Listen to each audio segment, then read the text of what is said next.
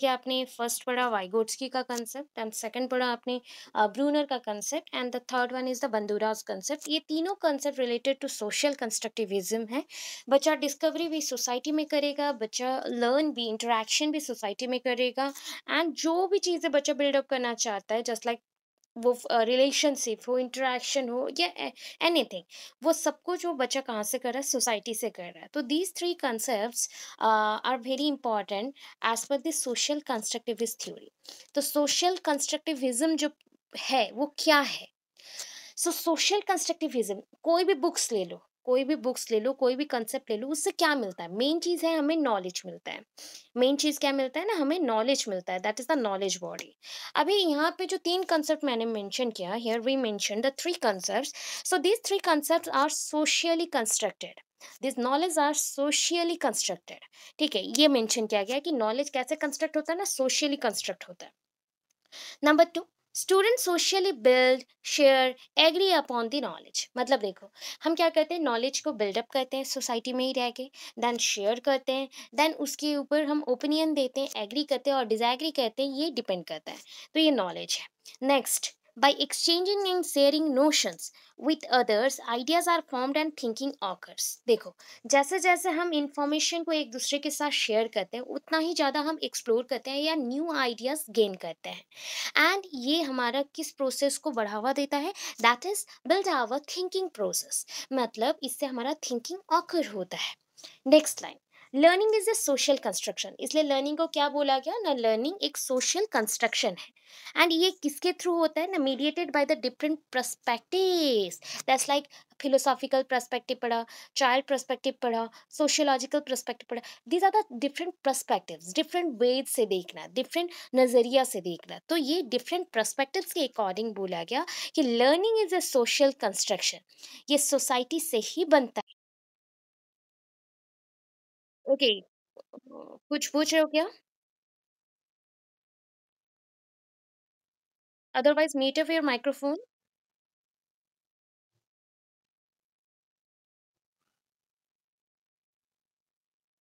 किसी का microphone on है, प्लीज म्यूट ऑफ कर लो। एक कोई क्वेश्चन है पूछ सकते हैं, otherwise mute of your microphone.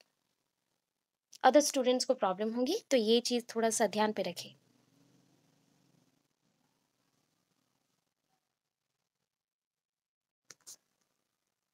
Okay, so learning is socially construction, मतलब सोसाइटी बिल्डअप करता है, सोसाइटी के थ्रू ही कंस्ट्रक्ट होता है, एंड इसको मीडिएट करते हैं हम लोग डिफरेंट वेज से, मतलब उसका मीडियम अलग अलग है, माध्यम अलग अलग है। So next point, through authentic projects, बहुत सारे प्रोजेक्ट्स होते हैं, स्टूडेंट डिस्कशन करते हैं और डिस्कवर मीनिंग्स, बहुत सारी चीज़ों के मतलब निकलते हैं। एग्जाम्पल, अगर द कंसेप्ट ऑफ मल्टीप्लीकेशन, अगर मैं एग्जाम्पल लेती हूँ कि मल्टीप्लीकेशन, एक एग्जाम्पल लिया, ठीक है। Teachers provide for facilitator and scaffolds among the student. देखो यहाँ पे जेडपीडी हमने नहीं लिखा, यहाँ पे फैसिलिटेटर एंड स्काफोल्ड लिखा। So what is scaffolding? Scaffolding याद रखना जेडपीडी का ऑपोजिट है। दैट मीन्स अगर जेडपीडी में क्या होता है, zone of proximal development. Proximal development किसका होगा ना, बच्चे का होगा। बच्चे का प्रॉक्सिमल मतलब पास का डेवलपमेंट, पास का मतलब नियर बाय, जो नियर बाय थिंग्स हैं, उसके पास जो नियर बाय नॉलेज है, बट वो एक्सप्लोर नहीं कर पा रहा या फिर उसको बढ़ावा नहीं दे पा रहा, तो वो हेल्प लेगा एडल्ट्स का, जिसके पास नॉलेज है उस चीज़ का। तो वो ऐसा करता है, तो उसको जेडपीडी बोलता है। बट अगर हम हेल्प कर रहे हैं, हम एडल्ट हैं and we have that knowledge and we help them, we help them, so उसमें अगर हम हेल्प कर रहे हैं, सो हमारे अकॉर्डिंग इसको स्काफ फोल्डिंग बोला जाएगा। बच्चों के अकॉर्डिंग इसको जेडपीडी बोलेंगे, बच्चे नीड करते हैं हेल्प, सीकिंग द हेल्प, सो तो उसको हम जेडपीडी बोलेंगे। बट अगर मैं हेल्प करती हूँ या फिर हम एडल्ट होके हेल्प करते हैं directly, then it is called scaffolding. So teacher कैसे होना चाहिए ना, स्काफ फोल्डिंग में हेल्प करेंगे, फैसिलिटेटर जो अपॉर्चुनिटीज देते हैं मैक्सिमम टाइम। अभी दो एग्जांपल्स देती हूँ, which one is best as per that concept आप मेंशन करेंगे। टू टाइप ऑफ जॉब्स हैं, टू जॉब्स ऑफर किया गया, सेम सैलरी है, सपोज नियर अबाउट 30,000 सैलरीज हैं। दोनों जॉब में ही सेम सेम जॉब है, सेम जॉब है, बट दोनों में डिफरेंस इतना ही है कि एक ऑप्शन वन में मेंशन किया गया कि आप कौन सा टाइप का जॉब करना चाहोगे, 8 hours per day for 6 days in a week। Option two, 9 hours per day for 5 days in a week। किसको आप प्रेफर करोगे? आप सब किसको प्रेफर करेंगे? Which would you prefer and why? Which one? Which one you like most? Which one you like most? Anyone? Answer दे सकते हो? अब आंसर दे सकते हैं? Second one. सेकंड वन क्यों हुआ? What is the reason? हाँ, टोटल 45 करना पड़ेगा। अच्छा, अभी देखो 45 आवर्स मतलब ये तो नहीं था, ये देखो 9 आवर्स है, 9 hours per day, 9 hours per day. So 9 hours per day मतलब हमें 5 दिन करना है 45। अब उसके अकॉर्डिंग बोले, मेन चीज़ ये था कि हमें 2 दिन का छुट्टी मिलेगा। 2 डेज़ का छुट्टी मिलेगा पर वीक, 2 डेज़ का छुट्टी मिलेगा पर वीक। जब हमें एक्सटेंड किया जाता है कि वीकली तुम 3 डेज़ भी काम कर लो, अगर तुम ओवरटाइम कर लेते हो या फिर 12 आवर्स या 15 आवर्स या 16 आवर्स भी कर लेते हो, मतलब हर दिन हम 2 डेज़ का काम करेंगे, सो आपको वीकली ओनली 3 डेज़ आना पड़ेगा। सो इसमें भी हम राज़ी हो जाएँगे, इसमें हम राज़ी हो जाएँगे। ये हमारा मेंटल थिंकिंग है, थिंकिंग प्रोसेस। अच्छा, वॉइस क्रैक हो रहा है क्या? या ऑडिबल है? ऑडिबल है ना? ओके, देखो, and 8 hours per day, 8 hours per day मतलब हमें 6 डेज पर वीक करना है।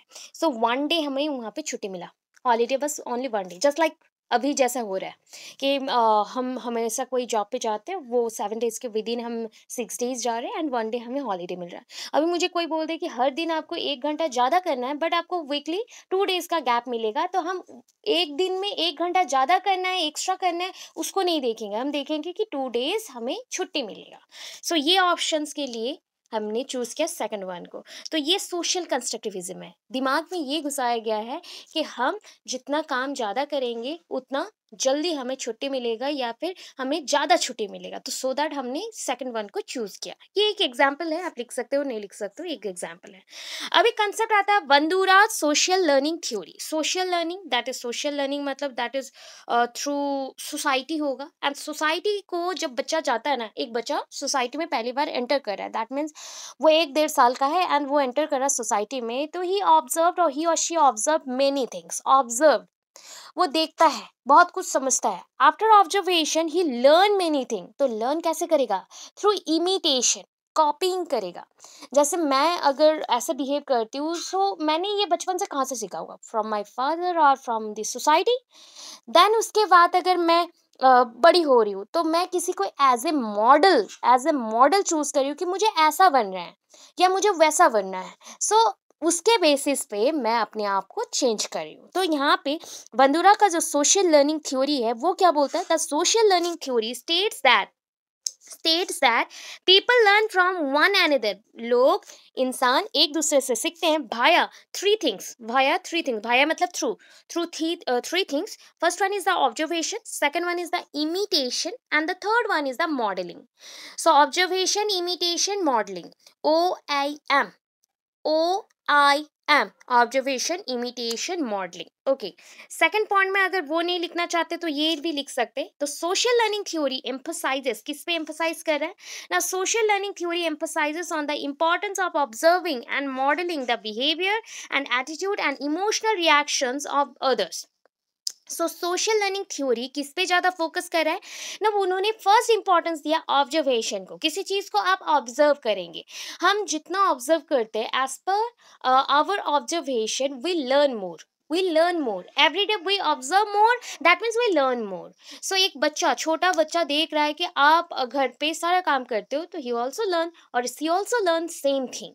अगर फादर जाते हैं office, so he also learn same thing, how to put clothes on his body, then how to set hairs or how to carry the bag or put some water bottle in your bag, etc., files, etc. तो वो सब कुछ वो सीख रहा है, ठीक है? So that is called observing. So observation मैंने फैमिली के बेसिस पे बोला, घर के बेसिस पे बोला, वैसे ही जब आउटसाइड जाते हैं तो वी लर्न मेनी थिंग्स, मैंने अभी बोला था। So from the outside we learn how to clean our city, how to clean clothes, or how to move to somewhere or some places, or how to talk with others, or how to manage everything, every work in a proper way। Temples में कैसे जाते हो, सब कुछ A to Z जो भी चीज़ें हैं ऑब्जर्वेशन के थ्रू बच्चे सीखते हैं। मॉडलिंग द बिहेवियर, सपोज आप बच्चों में कुछ डिजायरेबल चेंजेस करना चाहते हो, ठीक है, आप मॉडल अप करोगे। ऐसा होता है ना, आप बोलोगे कि मेरा बच्चा कुछ नहीं सुनता, कैसे वो नहीं सुनेगा? आप वैसे टाइप का बिहेवियर उसको करो, वो भी आप ही को ही कॉपी कर रहा है। जस्ट लाइक बच्चे लैंग्वेज कहाँ से सीखते हैं? कोई भी स्लैंग अगर यूज करते हैं छोटे बच्चे, वो कहाँ से सीखते हैं? From home. वो घर पे जो झगड़ा देख रहा है या घर पे जो बातें सुन रहा है, उसी से सीख रहा है। That means we have to avoid such things and we have to model up as per their needs.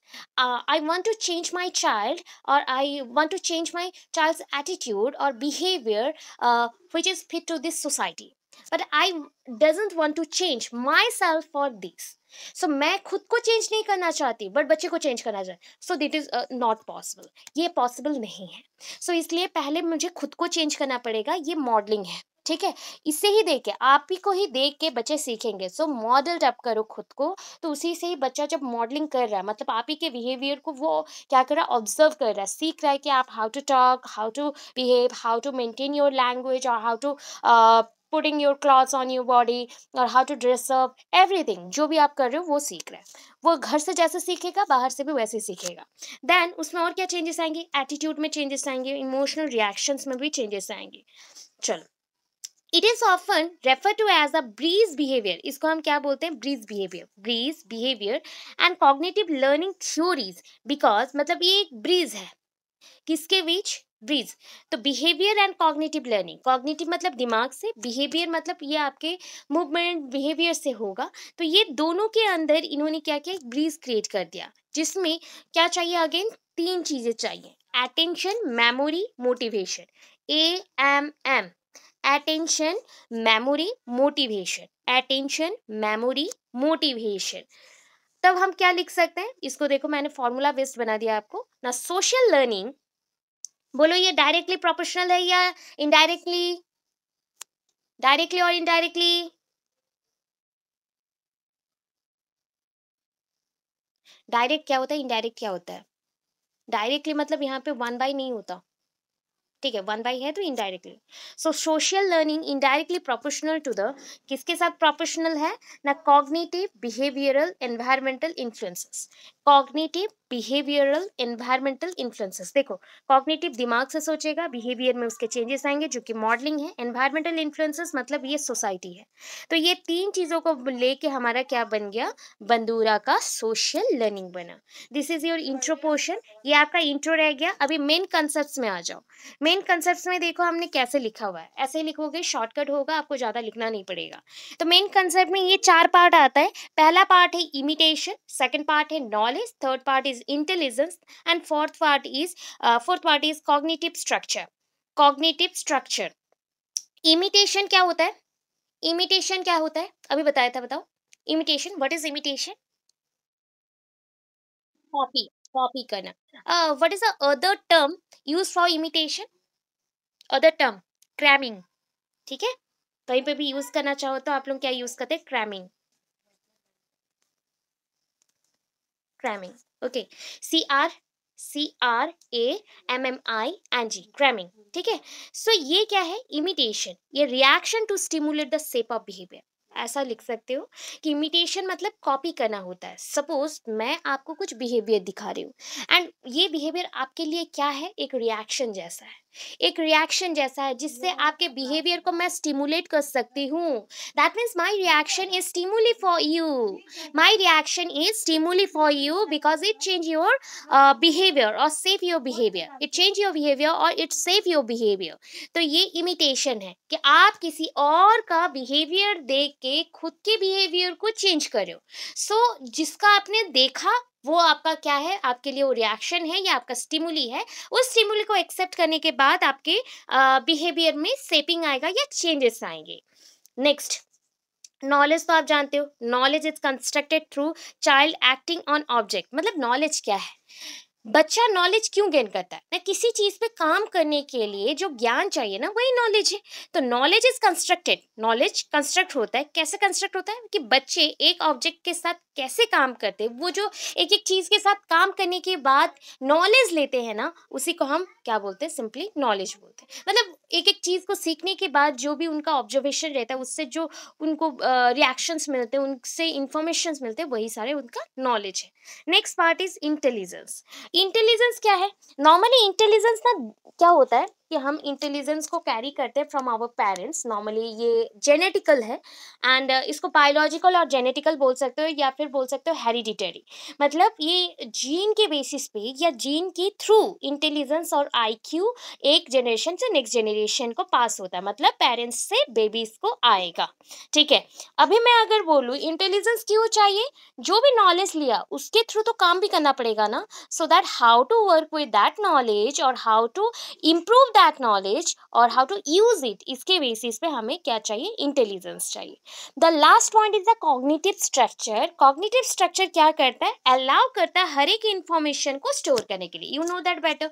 ये कॉग्निटिव डेवलपमेंट में हमने स्कीमा पढ़ा हुआ था, आज बता दूंगी अगेन। स्कीमा पढ़ा हुआ था, तो स्कीमा क्या होता है, नॉलेज यूनिट होता है, तो नॉलेज को लेने के बाद कहीं तो स्टोर करना पड़ेगा ना, सो स्टोर करने के लिए जो चाहिए कॉग्निटिव स्ट्रक्चर है। आप बोलोगे मैम इसको अलग वैसे तो लिख सकते, नहीं, दीज आर थ्योरीज, ये फिक्स्ड है, ये ब्रूनर ने खुद दिया हुआ है। तो ब्रूनर, बंदूरा, इन्होंने खुद दिया हुआ है, तो ये कंसेप्ट आपका बंदूरा का है, तो बंदूरा के अकॉर्डिंग लिखना पड़ेगा। ब्रूनर का कंसेप्ट कल पढ़े थे, तो ब्रूनर के अकॉर्डिंग लिखना पड़ेगा, उन्होंने जो दिया है गिवन है उसी को लिखना है। अभी देखो यहाँ पे फिर से आया एजम्पशंस, क्या है, क्या अज्यूम करे हो, देखो रियलिटी, नॉलेज, लर्निंग, तीन चीज, इसको समझने में बहुत इजी है। क्या है रियलिटी? रियलिटी मतलब क्या है, जो ह्यूमन एक्टिव है, जो ह्यूमंस एक्टिव है एंड वो जो परफॉर्म करते हैं, दैट मीन्स वो जो परफॉर्म करते हैं, एक्टिविटी करते हैं, उसी के बेसिस पे आपको क्या मिलता है, ट्रूथ, एक नॉलेज मिलता है। मतलब it is a one kind of believe that reality is constructed through the human activity. ये एक बिलीव है कि इंसान को किसी चीज के ऊपर बिलीव करना है, तो क्या कैसे मिलेगा ना, believe that reality is constructed through the human activity. Believe एक ऐसा चीज है, मतलब किस पे करना है ना, हम बिलीव करते हैं कि रियलिटी किसी चीज के थ्रू बनता है, तो रियलिटी कंस्ट्रक्ट होता है ह्यूमन एक्टिविटी के थ्रू। तो हमें किस चीज पे बिलीव करना है ना, ह्यूमन एक्टिविटी के ऊपर बिलीव करना है कि इसी से ही आपको रियल थिंग्स मिलेंगे और रियल चीजें मिलेंगी। अभी नॉलेज बताया था आपको, नॉलेज कहाँ से लोगे बताओ, it is a human product and is socially and culturally constructed. Simple सा चीज है, ये ह्यूमन प्रोडक्ट है। नॉलेज कौन देता है, ये हम नॉलेज को सोसाइटी से लेते हैं एंड ये हमारे पास ही रहता है, तो ह्यूमन प्रोडक्ट है। एंड सोशली कल्चरली ये क्या होता है, कंस्ट्रक्ट होता है। Learning, meaningful learning occurs when meaningful learning occurs when independent, यहाँ पे होना चाहिए था इंडिपेंडेंट की जगह पे क्या एक मेंशन हो गया है, थोड़ा सा स्पेलिंग रॉन्ग है, सो यहाँ पे ऐसा नहीं होगा, या फिर चेंज कर सकते हैं, स्पेलिंग यहाँ पे भी रॉन्ग है, वेयर होना चाहिए, occurs where humans humans engaged in social activities होगा, वेयर ह्यूमंस, ठीक से थोड़ा करेक्ट कर लेना, ह्यूमंस, ये चीज़ नहीं होना चाहिए, रॉन्ग है, humans engaged in social activities. Actually कोई स्टूडेंट ने लिखा है, मैंने डिक्टेट किया था, लिखा है, तो मैंने और चेक नहीं किया, इस वजह से ये स्पेलिंग थोड़ा सा रॉन्ग गया है। सो लर्निंग क्या होता है, कल भी आपको लर्निंग बताया था, लर्निंग क्या होता है ना, नॉलेजेबल पर्सन जो नॉलेजलेस पर्सन को देता है, that is called teaching, opposite is called learning. तो लर्निंग क्या है ना, learners learn from the knowledgeable person और learners gaining the knowledge from the knowledgeable person and it is also social activity. इतना तो लिख सकते हैं, ठीक है, वही लिखा गया है, देखो मीनिंगफुल लर्निंग ऑकर्स व्हेन और where humans engaged in social activities. जब हम सोसाइटी में काम करते हैं, एक्टिविटीज करते हैं, उसी से हम लर्न करते हैं, इतना चीज़ है। फिर से ये मेंशन किया गया है, फिर से वही मेंशन किया गया है कि लर्निंग क्या है, प्रॉपरली भी लिखा गया है। लर्निंग सोशल कंस्ट्रक्टिविस्ट के अकॉर्डिंग लर्निंग क्या है, एक सोशल प्रोसेस है। अच्छा, learning is a continuous process और not, learning is a continuous process और not, continuous process, just like development, it goes from birth to death, that means womb to tomb period, okay, and it doesn't take only within an individual, nor is it possible or is it a passive development of behavior that one saved by the external forces. Meaningful learning occurs when individuals are engaged in social activities, same चीज लिखा गया। तो learning क्या है, एक social process है। ये ना क्या होता है, doesn't take place only within an individual, ये एक इंसान के अंदर खुद ही हो जाएगा ऐसा कुछ नहीं है। आप बोलोगे कि मैम अभी तो आपने बोला ये स्टार्ट होता है बर्थ पीरियड से, एंड होता है डेथ पीरियड में, तो ये होता ना इंडिविजुअल्स के अंदर, इंडिविजुअल्स के अंदर होता है, बट अगर इंडिविजुअल आइसोलेटेड रहे, अकेला रहे, अलोन रहे, तो ये पॉसिबल नहीं है। जब वो ग्रुप में रहता है, सबके साथ मिलजुल के रहता है, तभी ये पॉसिबल होता है, because we learn from the others, we learn from the society, we learn from the every activity when we are engaged within it. ठीक है, हम जब उसके साथ एंगेज हो जाते हैं, that means the external forces doesn't affected that. और आप बोलोगे कि एक्सटर्नल फोर्स आया वो आपको रीसेव कर देगा, ऐसा नहीं है। आपके अंदर स्कीमा है, आपके अंदर लर्निंग के लिए कॉग्निटिव डेवलपमेंट हो रहा है, बट आप इन्फ्लुएंस्ड हो रहे हैं जब आप लोगों के साथ मिल रहे हो। तो कोई एक्सटर्नल फोर्स अगर भी हो तो वो सोसाइटी है, सोसाइटी है, बट जब तक आप उसके साथ इन्फ्लुएंस्ड ना हो रहे हो या फिर जुड़े ना हो, तब तक कुछ नहीं सीख सकते। इतना चीज है। अगेन चलो आगे। अभी बंदूरा का सोशल लर्निंग में क्या क्या इंपॉर्टेंट है ये देखो। अभी हमने 3 चीज पढ़ा था, that is imitation, modelling and observation, जो भी था OIM। So observational learning is known as social learning. देखो बंदूरा का जो ऑब्जर्वेशनल लर्निंग है ना, उसे सोशल लर्निंग भी बोलते हैं। दैट मीन्स आप बोल सकते हो कि बंदूरा सोशल लर्निंग और बंदूरा ऑब्जर्वेशनल लर्निंग सेम थ्योरी है, ये दो थ्योरी सेम ही है। अगर मैं बोलूँ कि लर्निंग फॉर्मली, अगर लर्निंग हम सोसाइटी से कर रहे हैं तो ये किसके थ्रू हो रहा है? Observation and imitation. In such type of learning क्या होता है, ये person learns from this society, learns from this society. Society लिख दोगे तो ये लाइन लिखना नहीं पड़ेगा। अगर एक पर्सन सोसाइटी से लर्न कर रहा है, बिहेवियर सीख रहा है, तो देन वो क्या है, कौन सा प्रोसेस में लर्निंग कर रहा है ना, सोशल लर्निंग कर रहा है। And media is society. ठीक है।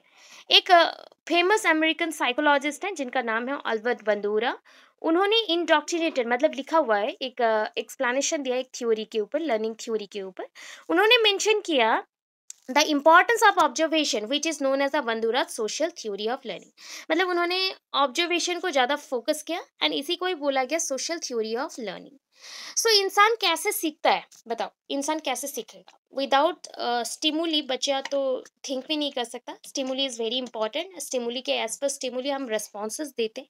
सो we don't make any response for any stimuli without thinking. कोई स्टिमुली के अकॉर्डिंग अगर रेस्पॉन्स भी देना हो तो हमें अपने दिमाग का यूज करना पड़ेगा। सो जो चीजें आपके पास ऑलरेडी प्रेजेंट है, that experience is called past experience. तो on the basis of that past experience we give the responses of our stimuli. ठीक है, हमारे तरफ जो रेस्पॉन्सेस देने चाहिए, हमसे होनी चाहिए, वो स्टिमुली के अकॉर्डिंग होता है।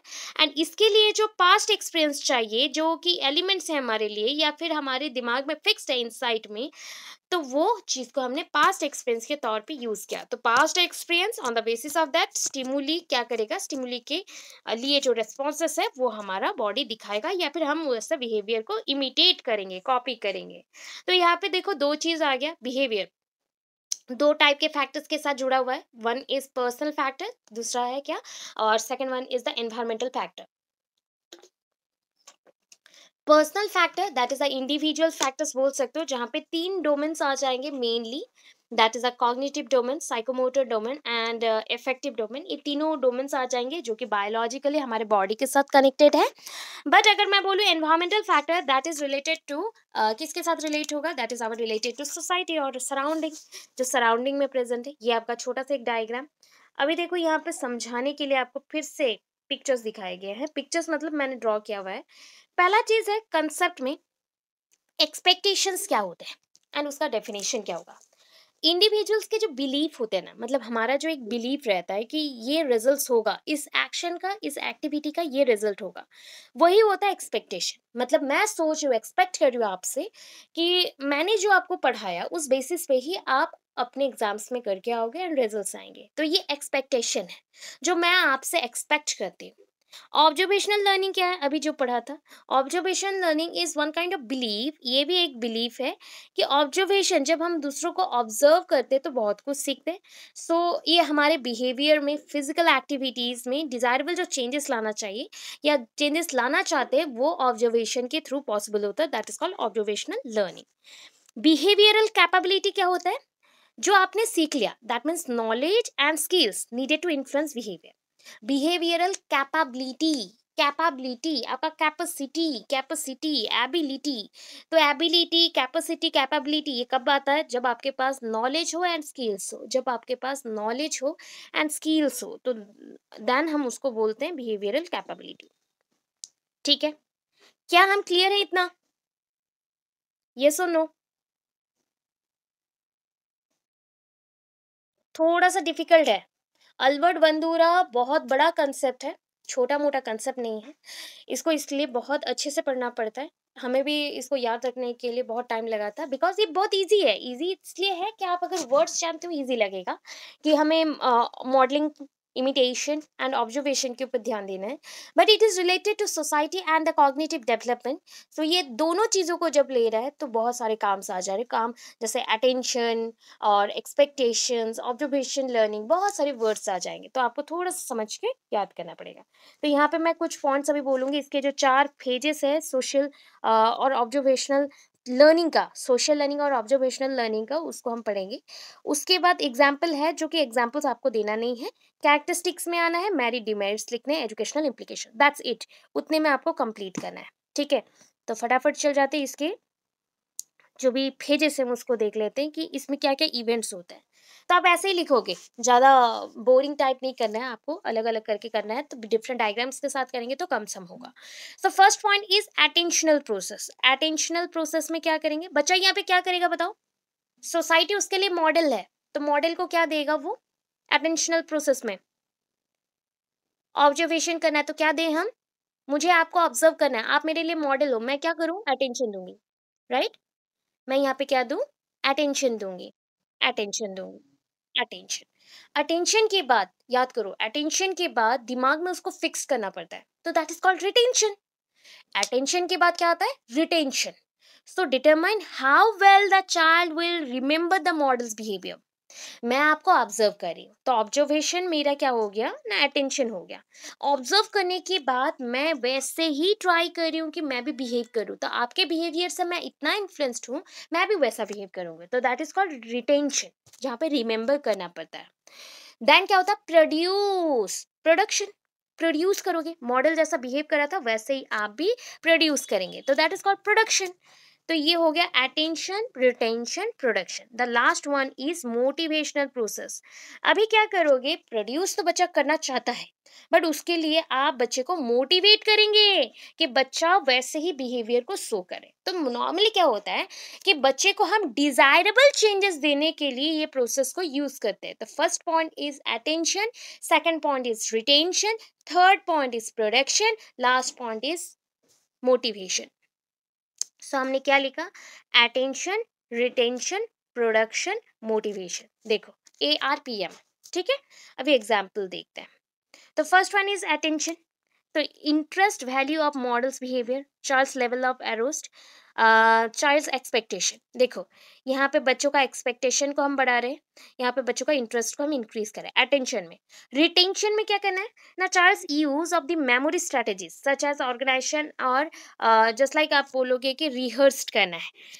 क्योंकि रिटेंशन, मुझे कितना चीज़ याद रहा, दैट इज कॉल्ड रिटेंशन। मैं रिमेंबर कर रहा हूँ कि मुझे कितना चीज़ें याद रह रही है, retention. And child's cognitive level, ये दिमाग में होगा। Production, complexity of the model's behaviour. बच्चों के जो कम्प्लेक्सिटी है, मॉडल का जो कम्प्लेक्सिटी है उसको समझना पड़ेगा कि मॉडल कैसा बिहेव कर रहा है, उसका कम्प्लेक्स बिहेवियर क्या है। एंड इससे बच्चे का स्किल्स डेवलप होंगे, जो कि फिजिकल स्किल्स है। अभी बच्चे को हम तैयार तो कर चुके हैं, तो अभी क्या बोलेंगे कि चलो बच्चों को हम इंसेंटिव्स देंगे। इंसेंटिव्स इन द सेंस री, कि बच्चा सेम वे से कॉपी करे या इमिटेट करे, तो उसके लिए हम इंसेंटिव्स और री प्रोवाइड करेंगे, ठीक है। सो हमने क्या पढ़ा, अगेन मैं थोड़ा क्विक रिवीजन करती हूँ। Attention, retention, production and motivation. Attention में बच्चे का इंटरेस्ट इंक्रीज हो रहा है एंड उससे उसका डेवलपमेंट भी हो रहा है। देन रिटेंशन में बच्चा रिमेंबर करेगा, तो उसका कॉग्निटिव प्रोसेस के ऊपर काम करना है एंड बच्चे को जो इंटरेस्ट था उसके बेसिस पे ही चलेगा। देन प्रोडक्शन, प्रोडक्शन में फिजिकल स्किल बच्चा डेवलप कर रहा है, उसके बिहेवियर को वो रिहर्स्ड करने के बाद सीख रहा है कि ये ऐसे फिजिकल स्किल्स उसने किए थे, मॉडल ने बिहेवियर ऐसे दिखाए थे एंड ये कम्प्लेक्सिटी है या नहीं है, ये कम्प्लेक्स चीज़ों को सीख रहा है। मोटिवेशन, इंसेंटिव्स देंगे, बच्चे को कुछ देना पड़ता है ना कि तुम ये कर लो तुमको ये मिलेगा, सो दैट इज अ री। तो इंसेंटिव्स यहाँ पे दिया जाएगा। यहाँ पे वर्ड हमने री नहीं यूज किया, ठीक है। एग्जाम्पल नहीं यूज करना है, छोड़ देना है, आपको इतना बड़ा नहीं करना है। कैरेक्टर्स देख लो अभी, characteristics of the social learning theory. Social learning theory के लिए कैरेक्टरिस्टिक्स क्या है, a person learns most of the behaviours in his life through the method directed by this theory. पता है मतलब इंसान जो भी सीखता है, मतलब अपनी लाइफ में मैंने भी जो सीखा है कि कैसे, जैसे मुझे डांस भी पसंद है, सिंगिंग भी पसंद है, या फिर पढ़ाना भी पसंद है, पढ़ना भी पसंद है, तो ये सब मैंने अपने पेरेंट्स से सीखा एंड आसपास के जो अच्छे स्टूडेंट्स हैं वहाँ से सीखा या स्कूल से सीखा, ये सारे नॉलेज है। तो मैक्सिमम जो आप डिजायरेबल चेंजेस होता है ना, ये हम कहाँ से सीखते हैं ना, ये हम सीखते हैं अपने सराउंडिंग से। ये डायरेक्ट मेथड है। नेक्स्ट, इन सोशल लर्निंग, ये सोशल लर्निंग प्रोसेस में सबसे इंपॉर्टेंट क्या है? ऑब्जर्वेशन, प्रोसेसेस, इमिटेशन, रीइंफोर्समेंट, ये सारे इंक्लूडेड है। देखो, ऑब्जर्वेशन करोगे एंड उसको प्रोसेस करोगे या फिर इमिटेट करोगे, बिहेव को इमिटेट करोगे, and the next one is reinforcement करेंगे, रीइंफोर्समेंट करेंगे। थर्ड पॉइंट क्या है ना, दिस थ्योरी अप्रूव्स और accepts the presence of internal cognitive variables. तो ये अप्रूव करता है cognitive variable. Internal cognitive variable मतलब आपका जो क्या है, कॉग्निटिव डेवलपमेंट के फेजेस है ना, जैसे knowledge, understanding, analysis, synthesis, evaluation, जो भी पॉइंट्स हैं उसके ऊपर ही डिपेंडेंट है। मतलब कॉग्निटिव के जितने भी एलिमेंट्स हैं उसके ऊपर ये डिपेंडेंट है, उसके ऊपर ये डिपेंडेंट है। देन नेक्स्ट पॉइंट क्या आया? नेक्स्ट पॉइंट है fifth point, that is according to this theory the learners learn only those behaviour which catch his attention और by which he is influenced. कि एक लर्नर, सपोज दो students हैं या दो बच्चे हैं, ए एंड बी, दोनों का नाम मैंने दे दिया ए एंड बी। ओके, अभी ए का इंटरेस्ट है कि वो लर्निंग करेगा, क्या लर्निंग करेगा ना, पढ़ाई सीखेगा। बी का इंटरेस्ट है वो डांस सीखेगा, डांस भी एक लर्निंग है, ठीक है। सो बोलो दोनों का बिहेवियर जो सीखना है, जो इन्फ्लुएंस्ड होना है, अलग अलग होगे कि नहीं? दोनों का इंटरेस्ट, दोनों का बिहेवियर जो लर्निंग है फ्रॉम द सोसाइटी और इन्फ्लुएंस जो है, अलग अलग होंगे, डिफरेंट होगा। बस यही चीज सीखना है यहाँ से। डिमेरिट्स में क्या आते हैं देख लो। द मेन डिमेरिट्स और defect of this theory is the difficulty in presenting ideal model. मतलब ना, आइडियल मतलब होता है आदर्शवादी, ठीक है। आदर्श मतलब आपके लिए, मेरे लिए आदर्श है विवेकानंद जी, सुभाष चंद्र बोस, ऐसे हैं। तो ये लोग मेरे आइडियल मॉडल है, इनसे मैं इन्फ्लुएंस्ड हूँ, बहुत ज्यादा इन्फ्लुएंस्ड हूँ, ठीक है। अगर बच्चों को भी कुछ सीखना है तो उनके लिए भी एक रोल मॉडल क्रिएट करना पड़ेगा। इसलिए मैंने बोला था पेरेंट्स को ही पहले खुद को रोल मॉडल जैसा प्रेजेंट करना चाहिए या टीचर्स को, सो दैट बच्चे उन्हीं से इन्फ्लुएंस्ड होकर सीखेंगे, ठीक है। इसलिए उनके लिए कभी कभी आइडियल मॉडल ही नहीं मिलता है जिनसे वो इन्फ्लुएंस्ड होकर सीखे, ये डिफिकल्टी है। Next one, all the behaviours of a person can not be learn by imitation. जितने भी बिहेवियर्स बच्चे शो करना चाहते सारे कुछ हम लर्न नहीं कर सकते इमिटेशन से, इमिटेशन से हम लर्न नहीं कर सकते। And third point, it is very difficult to ensure whether the ideal model is ideal और नॉट। हम ये भी चेक नहीं कर सकते जो मॉडल हमने फिक्स किया ये मॉडल आइडियल है या नहीं, सही है या नहीं, ठीक है, आइडियल है या नहीं। नेक्स्ट, एजुकेशनल इम्प्लीकेशन लास्ट है, देख लो। एजुकेशनल इम्प्लीकेशन ज्यादा नहीं देना है, 3 से 4 पॉइंट इज एनफ और 3 points also enough. In schools को curricular activities should be organised which can be imitated. अभी देखो स्कूल में बहुत सारे फंक्शंस होते हैं, बहुत सारे प्रोग्राम्स होते हैं, ओनली बच्चों को पढ़ा दे ये इंपॉर्टेंट नहीं होता। स्कूल्स में बहुत सारे प्रोग्राम्स होते हैं, just like dancing, instrumentation, music, arts, 3D crafts, बहुत कुछ, स्पोर्ट्स, एवरीथिंग होता है।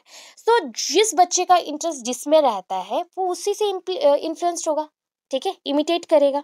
तो ये बोला गया कि स्कूल्स में ये सारी चीज़ों को हमने कहाँ रखा ना, को करिकुलर एक्टिविटीज में रखा। तो इन स्कूल्स को curricular activities should be organised which can be emitted.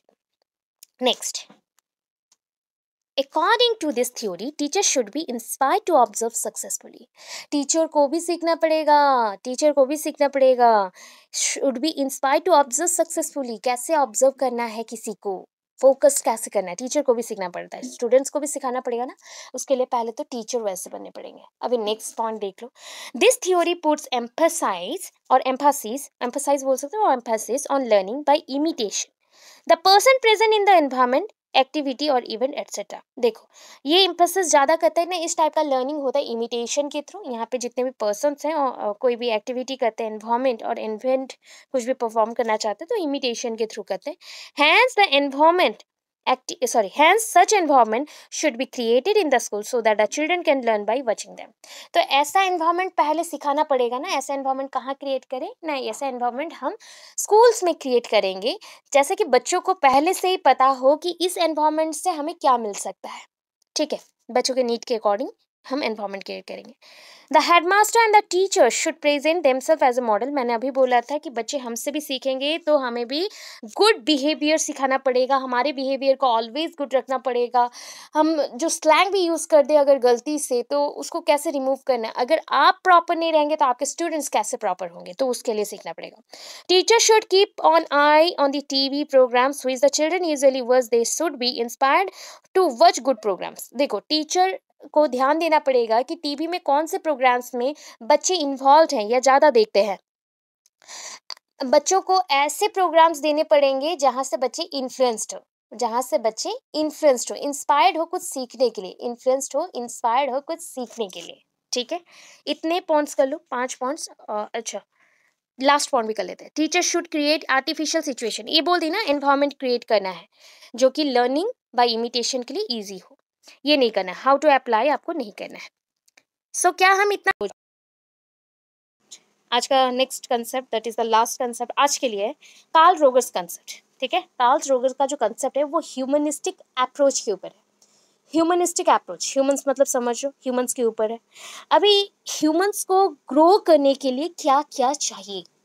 ठीक है मैम, बोलो। खाना चाहिए, ऑब्वियस, खाना चाहिए, सेफ्टी, सिक्योरिटी, लव, एक्सेप्टेंस। ठीक है, एक्सेप्टेंस सब कुछ चाहिए।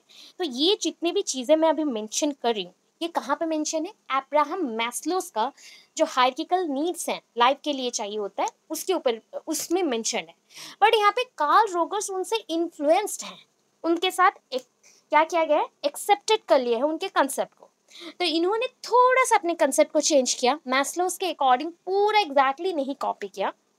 क्या मेंशन किया ना, कार्ल रोगर्स कंसेप्ट एक क्या है ना, वाज ए ह्यूमनिस्टिक साइकोलॉजिस्ट। मतलब इनका जो कंसेप्ट है ह्यूमनिस्टिक अप्रोच के ऊपर है। तो उन्होंने बोला कि Carl Rogers was a humanistic psychologist who agreed with the main assumptions of the Abraham Maslow.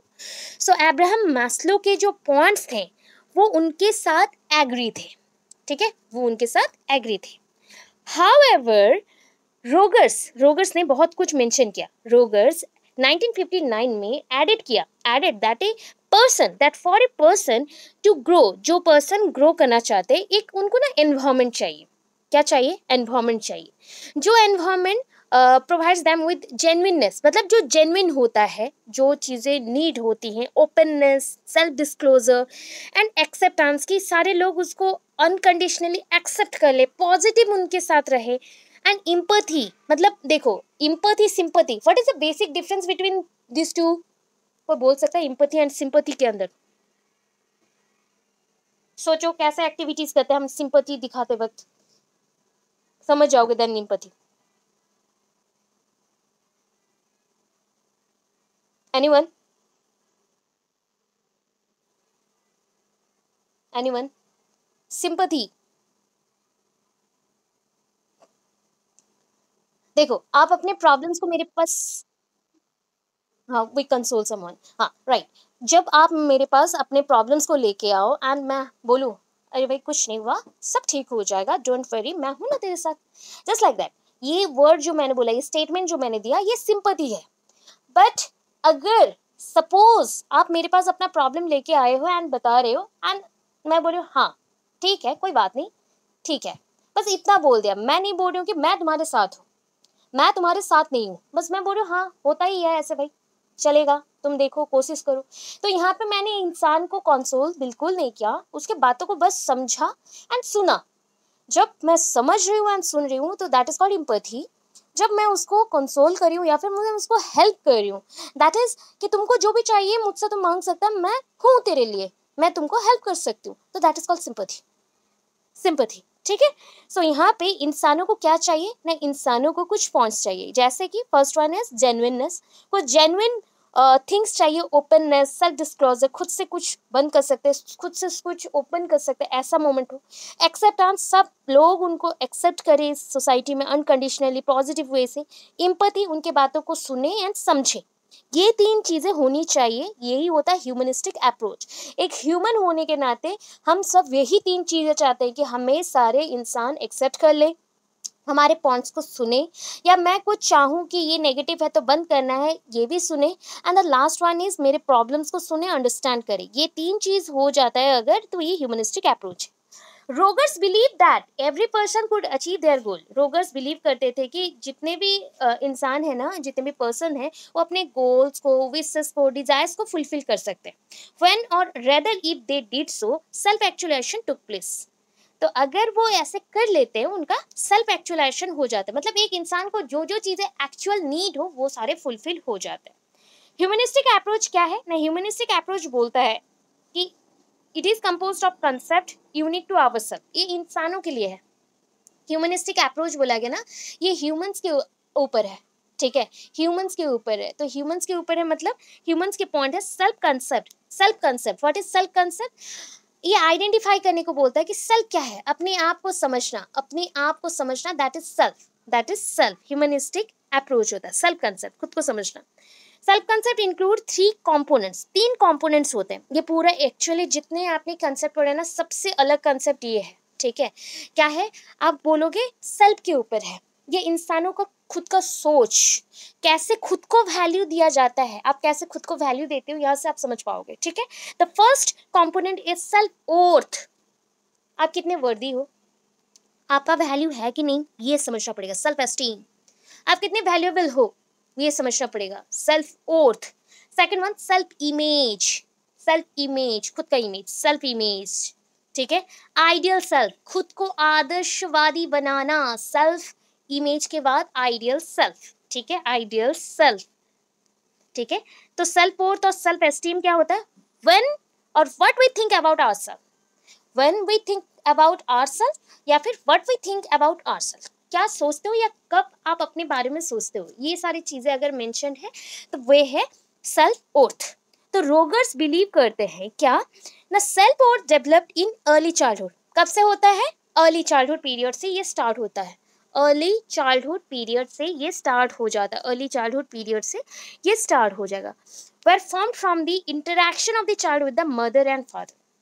कब से स्टार्ट हो जाएगा? तुम बहुत अच्छे हो, तुम बहुत प्रीशियस हो हमारे लिए, तुम्हारा वैल्यू है इस वर्ल्ड में, तुमको पाने के लिए हम लोग बहुत ज़्यादा मेहनत किए हैं, कोशिश किए हैं तुमको बड़ा करने के लिए। तो ये अर्ली चाइल्डहुड पीरियड में हम अपने बच्चों को बोलते हैं। तो ये जितने भी चीज़ें हैं ये सेल्फ वर्थ है। बच्चा कमाता है, इनकम करता है, ये मेरा चीज़ है, मैं हूँ, ये मेरे पॉइंट्स हैं। ये सेल्फ इमेज देखो, सेल्फ इमेज क्या होता है? हमारा इनर पर्सनालिटी और बॉडी इमेज, हमारे इनर पर्सनालिटी और body image. At a simple level, we might perceive ourselves as a good or bad person, or beautiful, ugly.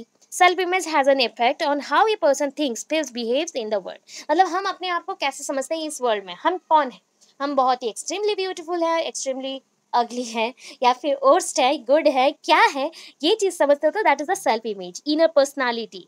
Ideal self क्या है कि इंसान क्या बनना चाहता है। That is, suppose I'm fixed a person, that a model for me, a fixed model for me, an ideal model for me, and I want to become a that model. I want to become a that model, or that type of behavior I should accept it. मैं उस type के behaviour को accept करना चाहता हूँ। तो this is a person who we would like to be, जिस person के जैसे मैं बनना चाहता हूँ। It consist of our goals, ambitions in life and is dynamic. ये ना चेंजेस होते रहते हैं हमारे नीड्स के अकॉर्डिंग, ये फॉरएवर चेंजिंग है, ये हमेशा चेंज होते रहते हैं। बच्चे मतलब बचपन में हमने जो सोचा होगा वो मे भी हम बड़े होने के बाद समझते हैं कि ये हमारे लिए आइडियल नहीं है, या फिर लेट 20s में जाके समझोगे जैसे अभी समझ रहे हो वो मेरे लिए आइडियल नहीं था, ये अभी आइडियल है। तो ऐसी चीज़ें होते हैं। तो यहाँ पे आपने समझा है कि ह्यूमन पर्सपेक्टिव, इंसान क्या सोचता है उसके ऊपर कार्ल रोगर्स ने पूरा कंसेप्ट बना दिया। एंड इसको एक थेरापी जैसा ले सकते हो। बच्चों को यही समझाया जाता है बचपन से साइकोलॉजी में, ह्यूमन साइकोलॉजी जिसको बोला जाता है कि पर्सन सेंटर्ड थेरापी है। ये एक टाइप का पर्सनालिटी स्ट्रक्चर बिल्डअप करने का प्रोसेस है जिसमें बच्चे का हम बिहेवियर, उसके क्वालिटीज, उसके नेचर को हम चेंज करना चाहते हैं, एंड उसके अंदर जो सेल्फ कंसेप्ट है, सेल्फ फीलिंग है, उसको बिल्डअप करना चाहते हैं एक्यूरेट वाला। तो इससे बच्चे का सेल्फ एक्चुअलाइजेशन प्रोसेस होगा। ठीक है, समझ में आया? इतना पूरा अच्छा सा कंसेप्ट है, छोटा छोटा कंसेप्ट है। ठीक है, क्लियर है कि नहीं बताओ? थोड़ा सा समझना, एक बार और एक वीडियो देख लेना है लास्ट पॉइंट्स का। अभी देखो हमारे पास कितने सेल्फ है बताएं? सेल्फ 2 टाइप्स के होते हैं, 2 काइंड्स ऑफ सेल्फ है। जो कि इम्पोर्टेंट कंटेंट है हमारी लाइफ में। एक है जैसा हम बनना चाहते हैं, और एक है जो हम हैं, रियल में है। जो रियल है उसको रियल सेल्फ बोला गया। जिसके जैसा हम बनना चाहते हैं, वो मॉडल जो है जिसके जैसा हम बनना चाहते हैं, वो आइडियल सेल्फ है। तो रियल सेल्फ, आइडियल सेल्फ, ये दोनों को समझने के लिए मुझे क्या चाहिए ना, सेल्फ कंसेप्ट। जब हम इसको अटेन कर लेते हैं तो हमें सेल्फ एक्चुअलाइजेशन मिलता है कि एक्चुअल में हम कौन है, क्या है, ये मिल जाता है। ठीक है। So Carl Rogers person centred perspective, peoples are basically good. उन्होंने बोला कि इंसान सारे अच्छे होते हैं एंड उनके ग्रोथ के लिए वो क्या चाहते हैं ना, water, sun and nutrient to grow. And हमें बोला कि जब हम बड़े हो जाते हैं, ये बड़े पेड़ जैसा बन जाते हैं, बिग ओक ट्री जैसा बन जाते हैं। मतलब हम जैसे एक छोटे पेड़ को अगर वाटर मिले, सनलाइट मिले, न्यूट्रिएंट्स मिले, वो एक छोटे पेड़ से बड़ा पेड़ बन जाता है। तो वैसे हम भी हैं। हमें भी अगर एनवायरनमेंट अच्छा, इंसान अच्छा, कंसेप्ट सब कुछ मिलता है जो समझाने वाला हो, आइडियल सेल्फ और सेल्फ इमेज हो, ये सब समझने वाला मिल जाए, तो हमें क्या मिल जाएगा कि हम भी एक दिन बड़े बन जाएंगे। So we need genuineness, acceptance and empathy. जैसे हमें अगर फिजियोलॉजिकल पॉइंट ऑफ व्यू आ गया तो वो मास्लो का कंसेप्ट मिल जाएगा, जहाँ पे हमें वाटर चाहिए, हमें क्या चाहिए, बेसिक नीड्स जो हमारे हैं वो फुलफिल होता है, तो वो मास्लो के कंसेप्ट में है। बट अगर मैं बोलूँ कि हमें क्या चाहिए, हमें एक बड़े पेड़ में कन्वर्ट होना है, छोटे से बड़े पेड़ में, हमें चाहिए जेन्युइननेस, हमें जेन्युइन रहना पड़ेगा, हमें सच के रास्ते में चलना पड़ेगा, जेन्युइन रहना पड़ेगा, ट्रू सेंस में जो एनवायरनमेंट में नीड है या हमें क्या बनना है उसके जैसा बनना पड़ेगा। ठीक है। एक्सेप्टेंस, जैसे एक्सेप्टेंस भी होना पड़ेगा, मतलब सोसाइटी जैसे हमें एक्सेप्ट कर ले। एंड इम्पैथी भी होना पड़ेगा, जैसे इम्पैथी क्या है, जैसे इंसान हमारे पॉइंट्स को सुने, humans listen our points and understood it, तो उसको समझे एंड समझ ले, तो हमारा ग्रोथ अच्छा चलते जाएगा। तो ये सारे पॉइंट्स हैं। अभी देखो कभी कभी क्या होता है ना, यहाँ पे जो पॉइंट्स लिखा गया है ज़्यादा इंपॉर्टेंट नहीं है, मैं आपको बता देती हूँ, ये शॉर्ट क्वेश्चन ही है। रोगर्स ने बताया कि कभी कभी इंसान हमें कैसे करते behave, just like devaluing us, हमें वैल्यू नहीं देते, not properly understand our feelings, और always try to console us with the conditions. Some conditions are there, and sometimes we need some healthy relationship, but it becomes nowadays very toxic due to some other presence और other needs. तो self actualisation जो भी points है ना, judging, judgement दे दिया, honouring कर दिया, कुछ टाइम पे अच्छा भी होता है, कुछ टाइम पे बुरा भी होता है। इस पॉइंट्स को लेके भी इन्होंने किया। ठीक है। अभी देखो मैंने क्या बोला, जेन्युइननेस क्या होता है ना, being open with your own feelings. Genuineness जो न्यू नहीं है, जेन्युइन है, जो अपने अंदर में प्रेजेंट है, उसी के साथ आगे बढ़ो, उसी फीलिंग के साथ आप ओपन अप हो जाओ। Dropping your facade, being transparent and self disclosing. देखो खुद अपने आप को आप बंद कर सकते हो, जैसे आप मान लो आपका जो बॉडी है एक घर जैसा है, एंड आपके जो बिहेवियर है वो डोर या विंडोज है। ठीक है। उसको आप अपने हिसाब से चला सकते हो, बंद कर सकते हो। एंड ऑलवेज आपका लाइफ कब इजी हो जाता है, जब आप ट्रांसपेरेंट रहते हो। कोई भी प्रॉब्लम्स आपके लाइफ में नहीं आते या कम आते हैं, और आते भी हैं तो जल्दी सोल्यूशन मिल जाता है, अगर आप कभी झूठ ना बोलो, कुछ पॉइंट पे रॉन्ग ना करो, या फिर रॉन्ग भी किया तो रेक्टिफाई जल्दी कर लो। तो ये पॉइंट्स है। एक्सेप्टेंस क्या होता है ना, an attitude of acceptance regardless of circumstances. मतलब देखो अनकंडीशनल पॉजिटिव रिगार्ड, मैं आपको एक्सेप्ट कर लूंगी विदाउट एनी कंडीशन, मुझे एक्सेप्ट करने के लिए कोई भी कंडीशंस और नहीं चाहिए। तो ये पॉइंट्स मैंने अभी समझाया था वही सारे हैं, क्योंकि ये पेजेस में कुछ लास्ट पॉइंट में दिखा नहीं, इसलिए मैंने थोड़े से बड़े करके कलर चेंज करके दिखाया। अभी देखो आपके बुक में कुछ कंसेप्ट है, थोड़ा मैंने दे दिया, कुछ आपके बुक में है। कंसेप्ट क्या है, the term humanistic originates from humanism. मैंने बोला ना साइकोलॉजी के रिलेटेड है, ह्यूमनिज्म से रिलेटेड है। तो ह्यूमनिस्टिक ये जो टर्म है कहाँ से आया है ना, ये ह्यूमनिज्म पॉइंट ऑफ व्यू से आया है। एंड ये लैटिन वर्ड से आया है। लैटिन वर्ड में होम मीन्स होता है human being, home means human being. अभी सोचो हम होम क्यों बोलते हैं, होम प्लेसेस मतलब ये ह्यूमंस के घर है, ह्यूमंस यहाँ पे रहते हैं, इसलिए ये होम बोला जाता है। दस ह्यूमनिज्म एक फिलोसॉफी है, मतलब ह्यूमंस को समझना भी एक नॉलेज का पार्ट है, फिलोसॉफी है, जिसके पॉइंट ऑफ व्यू को समझना, उसके सेंट्रल पॉइंट को समझना, क्या क्या वो है और क्यों वो एग्जिस्ट कर रहा है, इस चीज को समझने के लिए जो कंसेप्ट मिला वो था आपका कार्ल रोगर्स ह्यूमनिस्टिक अप्रोच। अभी देखो हम क्या करते हैं, खुद का डेवलपमेंट, को एग्जिस्टेंस, एक साथ मिलकर रहते हैं, mental health, values, creativity, belongingness एक जैसे हैं। अभी कैरेक्टरिस्टिक्स में क्या आया ना, it is concerned with the welfare of the human being, ये इंसानों के अच्छाई के लिए चल रहा, welfare of the human being. This approach किस पे एम्फसाइज करा, on learning in natural environment, natural environment में कैसे बढ़ना है, जैसे कि love, peace, cooperation, freedom, equality, ये सब चाहिए, ना कि सबसे ज़्यादा हम ज़्यादा जिस पे फोकस अभी करते हैं, फिजिकल वैल्यू, मनी, वेल्थ, इस पे नहीं फोकस करना है, ये चारों चीज़ों पे फोकस करना है, 4-5 चीज़ों पे फोकस करना है, love, peace, cooperation, freedom, equality. It believes in coexistence, एक दूसरे के साथ मिलके ही हम रह सकते हैं। It considered the based learning as based on truth, good and beautiful. आप अगर लर्निंग करना ही चाहते हो और वो भी बेस्ट होना चाहिए, तो उसको ट्रूथ के बेसिस पे, गुड ब्यूटीफुल के बेसिस पे करो, ये बहुत ही अच्छा होगा। एंड इंसान को जो नीड है उसके ऊपर करता है। यहाँ पे क्या है ना, बच्चा जब हायर लेवल्स पे कुछ चीज़ों को सीखता है तो उससे उसका self transcendence and self actualization होता है, मतलब वो ट्रांसफर कर सकता है कोई चीज़ों को, या फिर एक्चुअली वो समझ सकता है। Learning is experience based, it is emphasised on self motivation, क्योंकि अपने बारे में ही ज़्यादा से ज़्यादा समझ लो, लोग के साथ कैसे रहना है, कैसे आपको डी वैल्यूइंग ना किया जाए, वैल्यू दिया जाए, ये सब के बारे में। So self motivation is important to increase the learner self direction and independence. It helps the students take more responsibility for determining what they are. यहाँ पे बच्चों को हम ज़्यादा से ज़्यादा रिस्पॉन्सिबिलिटी दे रहे हैं कि वो समझ पाए कि क्या वो लर्न करे या फिर क्या वो सीखना चाहते हैं। इट इंक्रीजेस लर्नर्स रिएक्टिविटी, ये बच्चों को बताना चाहता है कि वो कैसे लर्न कर रहे हैं एंड लर्निंग के थ्रू रिएक्शन कैसे देना है। It develops an interest in the arts and foster activities, ये आर्ट्स एंड क्रिएटिविटी में ज़्यादा बच्चों को एक्टिव रखता है।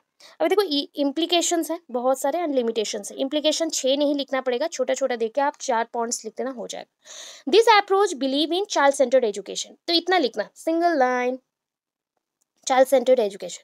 According to this approach, ये human being is a wonderful creation, इस approach के according human being एक wonderful creations है। According to this approach, we should know our students, their interests, personality, capabilities, background, environment, and use teaching methods content accordingly, and that is the first understand the child and teaching। देखो हमने जो भी points यहाँ पे fix किया कि we should know our student, पहले तो हमें बच्चों को जानना पड़ेगा बच्चे क्या चाहते हैं, उसके बाद उनका interest, personality, capability, background, environment, सब कुछ समझना पड़ेगा। टीचिंग मेथड्स क्या है और कंटेंट क्या चूज करना है, पहले उनको समझो, फिर जाके बच्चों को जो टीच करना है वो तो देखेंगे, पहले बच्चों को समझना पड़ेगा हमें। Then this approach emphasises on self discipline and self control, ये भी पढ़ा था, एंड ये साइकोलॉजिकल पॉइंट ऑफ व्यू के ऊपर है। ह्यूमनिस्टिक अप्रोच रिकॉग्नाइज करता है कि टीचर एक फैसिलिटेटर है, गाइड है, फ्रेंड है, हेल्पर है स्टूडेंट्स के लिए। लिमिटेशंस में आ जाओ, अभी 2-4 ही लिमिटेशंस लिखना। क्या था ना, यहाँ पे बहुत ही टू मच कॉमन सेंस के ऊपर बात किया, एंड हमने यहाँ पे साइंस को यूज ही नहीं किया, too little like science. It makes hard to identify humanist non humanist, कौन इंसान जैसे हैं कौन इंसान जैसे नहीं है, ये समझना मुश्किल है इस वर्ल्ड में, ठीक है। It totally depends upon the thinking of one's individual, not others. देखो एक एक इंसान को हम समझ सकते हैं, बट एक इंडिविजुअल का थिंकिंग हम समझ सकते हैं, बट सारे इंडिविजुअल्स का थिंकिंग हम समझ नहीं सकते, इतना पॉसिबल ही नहीं है, टाइम ही नहीं है। It doesn't believe in passive listening. Passive listening क्या होता है, मैं आधा बात आपका सुनूं आधा बात ना सुनूं, that is a passive listening. मतलब आपने किसी एक पर्सन को आपके पॉइंट ऑफ व्यू बताया था, वो पर्सन आके मुझे आपका पॉइंट ऑफ व्यू बताएगा, तो ये मैं सुनूंगी ही नहीं। अगर डायरेक्ट होना रहता तो अच्छा होता। पैसिव लिसनिंग में हम बिलीव नहीं करते। It is based upon the native type of phenomenology, native type of जो आसपास की चीज़ें हैं या फिर जो old traditional point of view है उसी के ऊपर डिपेंड करता था, तो इस पॉइंट को मत लिखो चलेगा। It is impossible to recognise an authentic person और एन ऑथेंटिक एक्ट, एक अच्छा पर्सन ऑथेंटिक जो यूजफुल हो सकता है या यूजफुल एक्ट, उसको जानना इम्पॉसिबल है। तो यहाँ से 3 या 4 पॉइंट्स लिखेंगे, एंड आपके जो ऊपर के पोर्शन है जैसे कि एजुकेशनल इम्प्लीकेशन से 4 पॉइंट्स लिखेंगे, दैट्स एनफ। आपको इतना समझना है कि ये ह्यूमंस के नेचर के ऊपर है, ह्यूमंस क्या सोचते हैं, ह्यूमंस को कैसे एक्सेप्ट किया गया है, एम्पैथी, जेन्युइन कैरेक्टर्स को कैसे चूज करना है उसके ऊपर है। ज़्यादा से ज़्यादा आप कॉपी में अगर पॉइंट्स बीच में 1-2 पेज को रिपीट किया गया है तो उस अकॉर्डिंग आपके कॉपी में आप लिखोगे 5 पेज का कंसेप्ट बनेगा, इतना ही है। थोड़ा बहुत आए